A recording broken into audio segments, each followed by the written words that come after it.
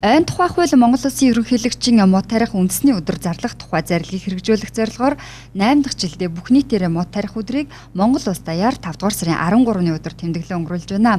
Энэ хүрээнд өнөөдөр Дархуул аймгийн Монгол Ардын намын хорооны тэргүүлэгчид гишүүд гэр бүлийн хамтаар намын байрныхаа хашаанд шинээр төгөл байгуулахаар агч, голтбор зэрэг 2 төрлийн модыг тарилаа. Урд нь бол энэ арга хэмжээг бас бид нэр гэр бүлийнхаа хүрээнд, найзуудынхаа хүрээнд олон байгууллагуудтай хамтарч зохион байгуулж исэн. Одоо манай хүүхд тасраг хамгаалах төвийн хашаан дотор, за мөн сургууль цэцэрлэгүүдийн удирдлагууд эцэг эхүүдтэй хамтарч мөн хөдөө орон нутагт бас сумдуудад зохион байгуулсан бол энэ удаа нийтийн эзэмшлийн талбай болон энэ намынхаа эзэмшлийн хашаан дотор ногоон төглийг шинээр бий болгохоор ингээд 2 төрлийн мод тарьж байна. За өнөөдөр дэлхийн нийтээр мод тарих өдөр Монгол Улсын хэмжээнд бас энэ өдөр тэмдэглэн өнгөрөж байна.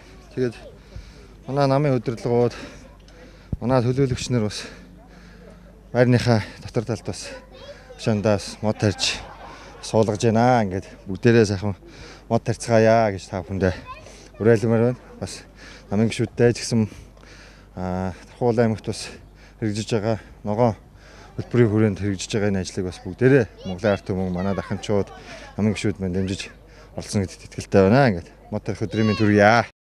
Энэ удаад намын байрныхаа хашаанд энэхүү мод тарьж шин төвлийг бий болгосноор эко-орчныг бий болгож орчин тойрны өнгө үзэмжийг сайжруулах ач холбогдолтой юм. Цаашид энэхүү төвлийг улам өргөжүүлж жимсний модыг түлхүү тарихаар төлөвлөсөн байна. Энэ үеэр Монгол Ардын намын хорооны тэргүүлэгчид гишүүд ирээдүйнхийн төлөө үр хойчийнхаа төлөө мод тарих үйлсэд идэвхтэй оролцож өдрөөс өдөрт оройтож байгаа байгаль дэлхийгээ нүхэн сэргээх гэгэн үйлсэд бүх нийтээр оролцохыг уриаллаа.